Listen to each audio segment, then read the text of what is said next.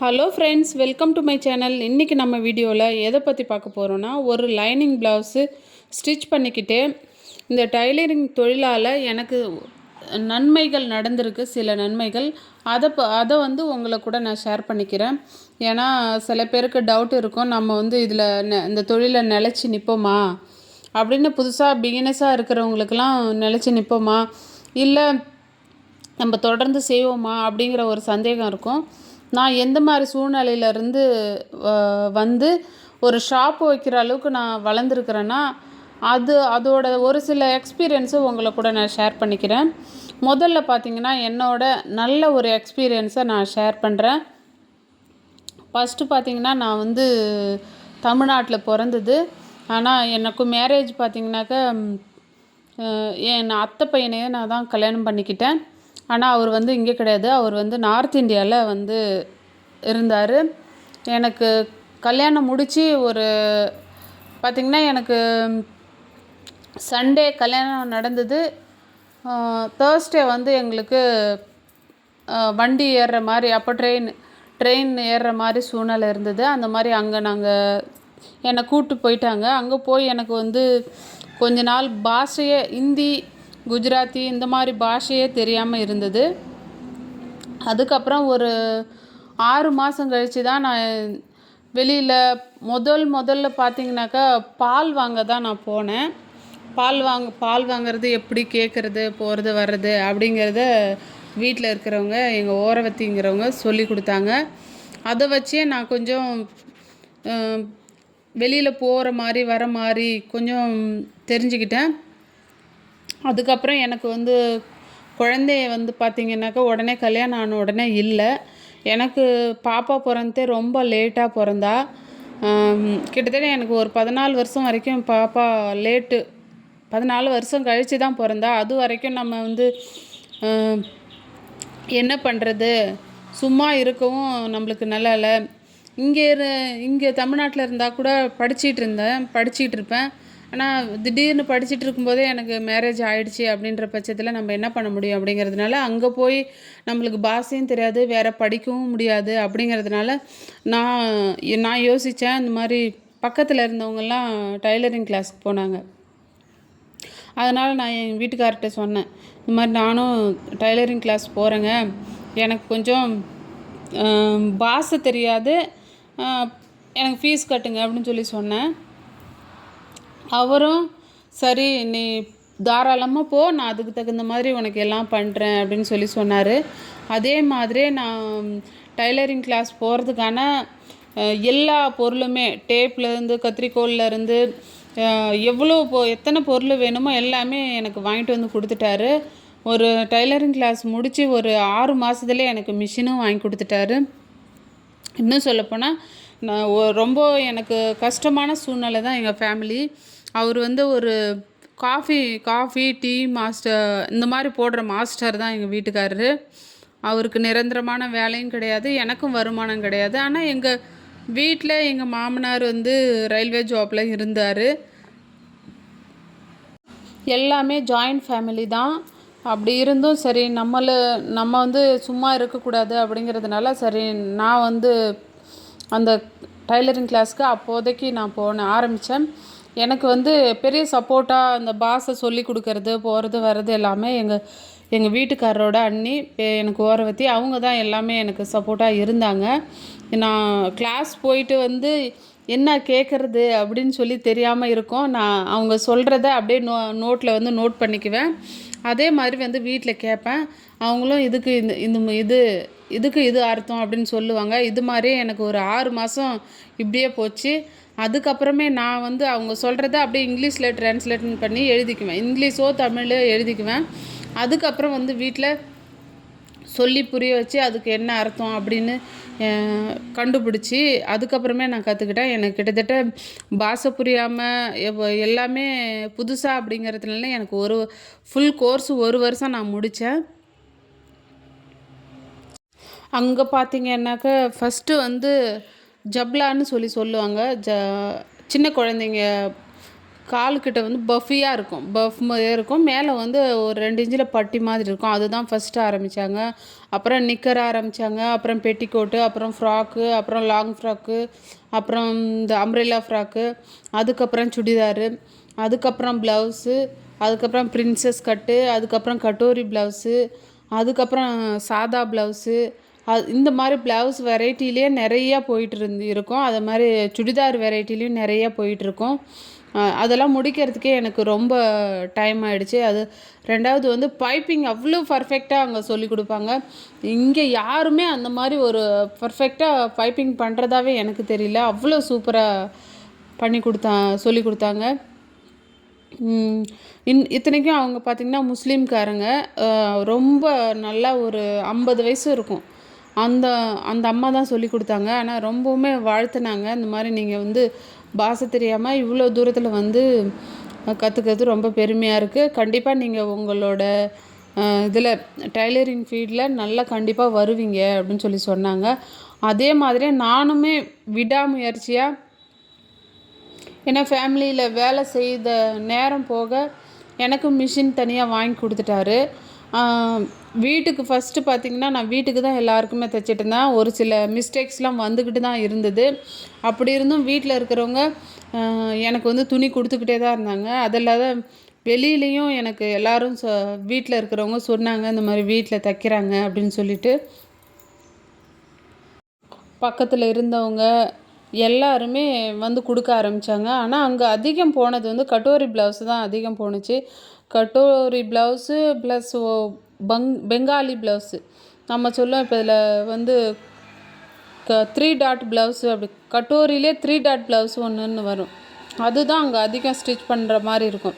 டோட்டலாக தமிழ்நாட்டுக்கு நான் வந்த பிறகு ப்ளவுஸு ஸ்டைலே மாறி போச்சுன்னு வச்சுக்கோங்களேன். ஏன்னா அங்கே போட்ட மாதிரி இங்கே வந்து யாரும் போட மாட்டேங்கிறாங்க. இங்கே வந்து கவர் பண்ணி இங்கே வந்து கொஞ்சம் நெக் எல்லாமே கவர் பண்ணி தான் போடுறாங்க. அங்கே வந்து ஃபுல் அண்ட் ஃபுல் பார்த்திங்கனாக்கா நெக்கு பார்த்திங்கன்னா பின்னாடி பார்த்திங்கன்னா ஒரு 3 இன்ச்சு தான் இருக்கும், இல்லை 2.5 இன்ச்சு தான் இருக்கும். ஆனால் அவ்வளோ ஃபுல்லாக நெக்காக தான் இருக்கும். இங்கே பார்த்திங்கன்னா நம்ம வந்து கவர் பண்ணி தான் அதிகம் போடுறாங்க. அதனால் எனக்கு அங்கேருந்து தைச்சிட்டு வந்து இங்கே வந்து கடை வச்சு தைக்கிறதும் கொஞ்சம் வித்தியாசமாக தான் இருக்குது. அந்த மாதிரி அங்கே பண்ணிகிட்ருக்கும்போது அப்புறம் திடீர்னு இங்கே ஊருக்கு வர வேண்டிய, தமிழ்நாட்டுக்கு வர வேண்டிய சூழ்நிலையாக போச்சு. அப்புறம் இங்கே வந்த பிறகு சாதாரணமாக வேறொருத்தவங்க மிஷினை கடன் வாங்கி தான் நான் வந்து ஃபஸ்ட்டு ஸ்டார்ட்டில் தைச்சிக்கிட்டு இருந்தேன். ஏன்னா அங்கே இருந்த மிஷின்லாம் இங்கே என்னால் எடுத்துகிட்டு வர முடியல. அங்கேயே நாங்கள் விற்றுட்டு வந்துட்டோம். இங்கே வந்து பக்கத்தில் வந்து எங்கள் கொழுந்தனார் ஒருத்தர் தைச்சிட்டு இருந்தார். அவர்கிட்ட இருக்கிற மிஷினை வந்து கடன் வாங்கிட்டு வந்து நான் தைச்சிக்கிட்டு இருந்தேன் ஸ்டார்டிங்கில். அப்புறம் இதை தைச்சி கொஞ்சம் நாளுக்கு அப்புறம் எனக்கு வந்து பிக்கப் ஆகிடுச்சு. எல்லாருமே என்கிட்ட தைக்க ஆரம்பிச்சிட்டாங்க. அதுக்கப்புறம் தான் நான் வந்து இங்கே வந்து ஒரு சாதாரணமான மிஷின் வாங்கினேன்.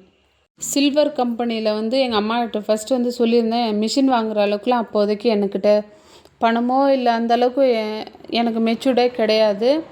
எங்கள் அம்மாட்ட சொல்லியிருந்தேன், இந்த மாதிரி எனக்கு மிஷின் ஒன்று வாங்கி கொடுத்தா நல்லாயிருக்குமா அப்படின்னு சொல்லியிருந்தேன். அது மாதிரி அப்புறம் அவங்க மிஷின் தான் வாங்கி கொடுத்துருந்தாங்க. அந்த மிஷின் வச்சு தான் இப்போ ஒரு 10 வருஷம் அதிலே தைச்சிட்டு இருந்தேன். அதுக்கப்புறம் பார்த்திங்கன்னா அதுக்கப்புறம் தான் நான் வந்து ஜேக்கஃபர் வாங்கினேன். ஜேக்கஃபர் வாங்கின பிறகு பார்த்திங்கனாக்கா சரி, நம்ம மிஷின் ஆல்ரெடி சில்வர் மிஷினை நம்மக்கிட்ட இருக்குது, ஜேக்கஃபர் இருக்குது. அடுத்தது பார்த்திங்கன்னா அப்புறம் எல்லாம் ஸ்டிச் பண்ணி நல்லா கொடுக்குறேன், ஆனால் ஓவர்லாக் இல்லையே அப்படின்னு சொல்லி அது ஒரு கம்ப்ளைண்ட் வந்துகிட்டே இருந்துச்சு. அப்புறம் நான் எங்கள் வீட்டுக்கார்ட்ட சொன்னேன், இந்த மாதிரி எனக்கு வந்து ஓவர்லாக் மிஷின் வேணுங்க அப்படின்னு சொல்லியிருந்தேன். அதே மாதிரி அப்புறம் அவர் ஓவர்லாக்கு மிஷின் வந்து எனக்கு இங்கே வாங்கலை, அவர் அகமதாபாத்தில் வந்து வாங்கிட்டு வந்திருந்தார். ஏன்னா நாங்கள் அங்கே போயிருந்தோம், எங்கள் ரிலேட்டிவ்ஸ் அங்கே இருக்கிறாங்க அப்படிங்கிறதுனால அங்கே போயிருந்தோம். அப்போதே கம்பெனியை பார்த்து கம்பெனியாக வாங்கிட்டு வந்துட்டார். அதுதான் நான் இப்போவுமே யூஸ் பண்ணிகிட்ருக்கேன். வாங்கிட்டு வந்ததுலேருந்து எந்த ஃபால்ட்டுமே இல்லாத சூப்பராக போயிட்டுருக்கு. சரி, நம்ம வந்து வீட்டிலே தைச்சிட்ருக்கோம், சரி நம்ம ஒரு கடையாக ஓப்பன் பண்ணக்கூடாதா? அதுக்கப்புறம் நான் வந்து கடையாகவே ஓப்பன் பண்ணினது. அதுக்கப்புறம் பார்த்திங்கன்னா போன விநாயகர் சதுர்த்திக்கு ஒரு சிம்பிளாக ஒரு ரேக் வாங்கி, டேபிள் வாங்கி நான் கடையை ஓப்பன் பண்ணேன். இப்போதைக்கு கடவுள் புண்ணியத்தில் எல்லாமே ஒரு மந்த்துக்கு வந்து ஒரு 15,000 மாதம் வருமானம் வர அளவுக்கு நான் வந்து என்னோடய கஸ்டமர் இருக்கிறாங்க. இதெல்லாம் ஏன் உங்களுக்கு கூட நான் ஷேர் பண்ணிக்கிறேன்னா, இப்போதைக்கு பிகினஸாக நீங்கள் வந்து கற்றுக்கிட்டு நிறைய பேர் இருப்பீங்க. நம்மளால் ஜெயிக்க முடியுமா, பண்ண முடியுமா, நம்ம கண்டினியூ பண்ண முடியுமான்ற ஒரு சந்தேகம் உங்களுக்கு இருந்துக்கிட்டே இருக்கும். கண்டிப்பாக டெய்லர் தொழிலை ஆரம்பித்தவங்க எந்த ஒரு சூழ்நிலையிலையும் நம்மளுக்கு தோல்வியே கிடையாது. நான் வேணால் அடித்து சொல்கிறேங்க, இந்த தொழிலில் நான் சாதித்தது நிறைய இருக்குது. வர வீடியோக்களில் நான் உங்களை கூட நிறைய ஷேர் பண்ணிக்கணும்னு நினைக்கிறேன். அதுக்காக என்னோடய சேனலை சப்ஸ்கிரைப் பண்ணாதவங்க என்னோடய சேனலை சப்ஸ்கிரைப் பண்ணிக்கோங்க. என்னையுமே நிறைய பேர் வந்து நீங்கள் ஸ்டிச் பண்ணுறதுனால குழந்த இருக்காது அப்படின்னு சொல்லியிருந்தாங்க. நான் அதெல்லாம் கேர் பண்ணல. ஆனால் நான் ஸ்டிச் பண்ணுற காசில் தான் என் குழந்த பிறக்கறதுக்கான செலவுகளே செஞ்சேன். கிட்டத்தட்ட ஒரு மந்த்துக்கு 40,000 ரூபா கிட்டத்தட்ட எனக்கு வந்து ட்ரீட்மெண்ட்டுக்கே நடந்தது.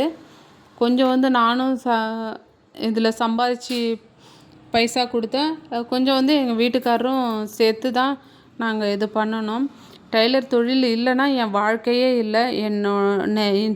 இவ்வளோ நிறைஞ்சி இருக்குதுன்னு சொன்னால் அதுக்கு மெயின் காரணம் வந்து டைலரிங் தொழில் தான். நிறைய பேர் சொல்லியிருக்காங்க, ஆமாம் அதில் என்ன வருமானம் கிடைக்கிது, அது என்ன அப்போலாம் வந்து ஒரு சாதாரணமாக சொல்லுவாங்க. என்னென்னாக்கா, ஆமாம் அது அவங்க என்னென்னா சும்மா துணி தைக்கிறவங்க ஒரு 10-5 தான் கிடைக்கும், அவங்களுக்கு என்ன கிடைக்க போகுது அப்படின்ற ஒரு சாதாரணமாக இருக்கும். இன்றைய காலகட்டத்திலலாம் இது ஒரு ப்ரொஃபஷ்னலாக எடுத்துக்கிட்டு நீங்கள் கரெக்டாக பண்ணிங்கன்னா கிட்டத்தட்ட மாதம் வந்து 50,000 1,00,000 வரைக்கும் இதில் இன்கம் எடுக்கலாம். நான் சொன்னது வந்து ஒரு அவரேஜாக தான் நான் சொன்னேன். இதில் எக்ஸ்ட்ரா ஆரி ஒர்க் இருக்குது, பேட்ச் ஒர்க் இருக்குது, இதுக்கெல்லாம் எக்ஸ்ட்ரா நமக்கு சார்ஜஸ் தான். கண்டிப்பாக விடாமுயற்சியாக பண்ணுங்கள். விடாமுயற்சியாக நம்ம செய்கிறது விஸ்வரூபமாக வெற்றி நம்மளுக்கு கண்டிப்பாக கிடைக்கும். நான் இந்த வீடியோவில் சொன்னது ஃபுல்லாமே என்னோடய குட் எக்ஸ்பீரியன்ஸை தான் நான் சொல்லியிருக்கிறேன். பேட் எக்ஸ்பீரியன்ஸு பார்த்திங்கனாக்கா அதை நான் அதிகம் சொன்னாவே நமக்கு அது நல்லாவும் இருக்காது. ரெண்டாவது அது வந்து நம்மளுக்கு தேவையும் கிடையாது. எது நல்லதாக இருக்குதோ அதை வந்து நம்ம எடுத்துக்கிட்டு, எது கெட்டதாக இருக்குதோ அதை வந்து ஸ்கிப் பண்ணிக்கிட்டே போயிட்டே இருக்கணும். அப்போ தான் நம்ம வந்து அடுத்த கட்டத்தை நோக்கி போயிட்டுருக்க முடியும். இதுக்கப்புறம் எங்கள் பாப்பா வந்து பிறந்தது. எங்கள் பாப்பா பிறந்த ஒரு 4 வருஷம் கழிச்சு 4 வயசுலேயே அவர் இறந்துட்டார் ஹார்ட் அட்டாக்கில். இதெல்லாம் எப்படி நடந்தது அப்படிங்கிறத நெக்ஸ்ட் வீடியோவில் நான் உங்களுக்கு கூட ஷேர் பண்ணுறேன்.